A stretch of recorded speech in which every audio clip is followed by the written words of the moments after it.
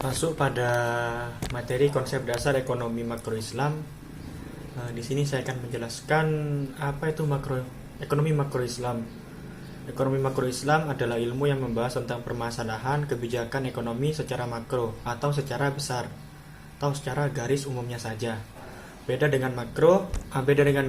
Kalau mikro itu lebih pada inti-intinya saja. Di sini di dalam konsep dasar ekonomi makro Islam itu ada beberapa tokoh yang menjelaskan seperti M. Akram Khan, Muhammad Abdul Manan, terus yang ketiga M. Umar Chaprah. Di sini di dalam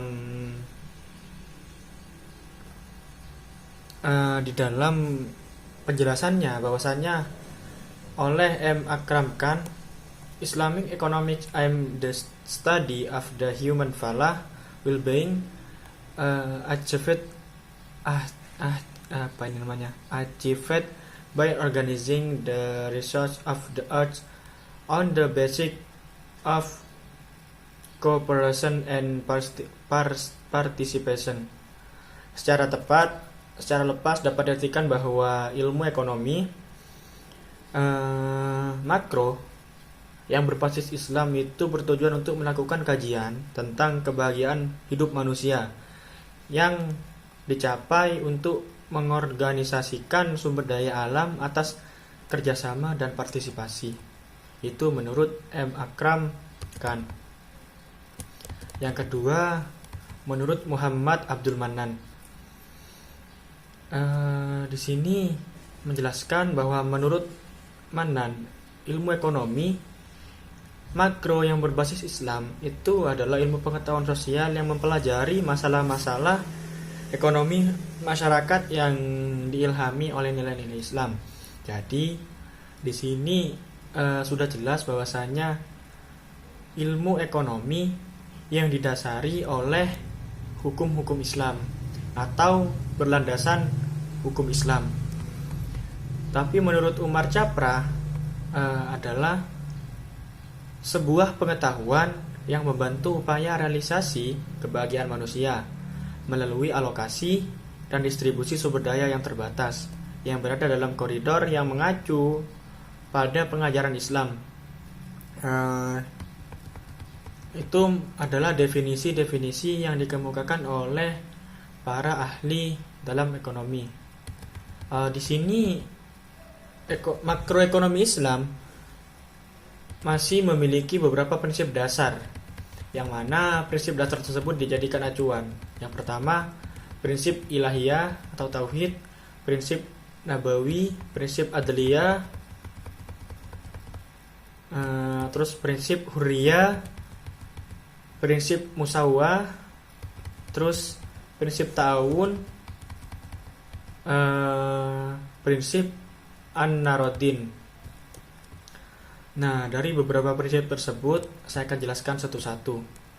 Prinsip ilahiyah atau prinsip tauhid. Pokok ajaran Islam itu tidak lepas dari pengakuan bahwa tiada Tuhan selain Allah. Di sini sama aja dengan segala kelakuan atau perlakuan manusia terhadap melakukan sesuatu. Itu harus didasari dengan pengakuan bahwa tiada Tuhan selain Allah. Di sini juga keyakinan pengantar seorang muslim untuk menyatakan terdapat pada surat Al-An'am ayat 162 yang berbunyi Qul inna sholati wa nusuki wa mahyaya wa mamati lillahi rabbil alamin, yang memiliki arti sesungguhnya sembahyangku, ibadatku, hidupku, dan matiku hanyalah. Terus yang kedua, prinsip adliyah, prinsip keadilan. Kata keadilan dalam Al-Quran itu disamakan dengan Al-Qits. Pada umumnya, keadilan adalah keadaan di mana setiap orang memperoleh apa yang menjadi haknya dan memperoleh bagian yang sama dari kekayaan kita bersama. keadilan pada umumnya berkonotasi dalam penetapan hukum dan kewajiban raja. Akan tetapi, keadilan dalam hukum Islam meliputi berbagai aspek. Yang pertama, prinsip keadilan ketika dimaknai dengan prinsip modernisasi menurut Az-Zuhaili. Terus yang selanjutnya, prinsip huriyah, kebebasan. Prinsip huriyah ini adalah prinsip Islam yang paling mulia sejak agama ini muncul ke dunia. Dalam konsep ini, untuk kebebasan yang tersurat dan tersirat itu yaitu kebebasan yang berpikir dan mengeluarkan pendapat. Itu kebebasan menurut prinsip huriyah. Terus yang selanjutnya, prinsip musawah. Prinsip musawah adalah pada dasarnya manusia itu adalah sama. Dari asal kejadiannya yang sama, yaitu dari tanah dan dari diri, dari satu yakni Adam dan Hawa. Itu merupakan prinsip kesamaan atau kita derajatnya sama. Terus yang prinsip selanjutnya, prinsip ta'awun, prinsip tolong menolong. Di sini bahwasanya memberikan pelayanan terbaik terhadap sesama umat manusia adalah pekerjaan yang sangat mulia dan merupakan pintu kebaikan bagi siapa saja yang melakukannya. Jadi sudah jelas bahwasanya prinsip ta'awun itu diterapkan di dalam Islam.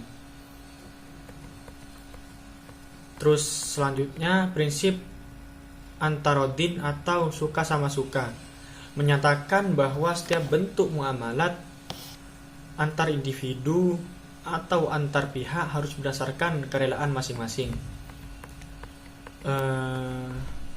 Tetapi kerelaan di sini diartikan kerelaan melakukan sesuatu dalam bentuk muamalat, semisal kerelaan dalam jual beli atau yang lainnya.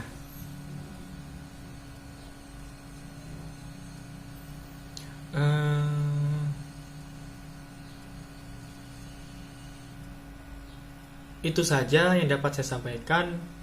Saya lanjut ke pemateri selanjutnya.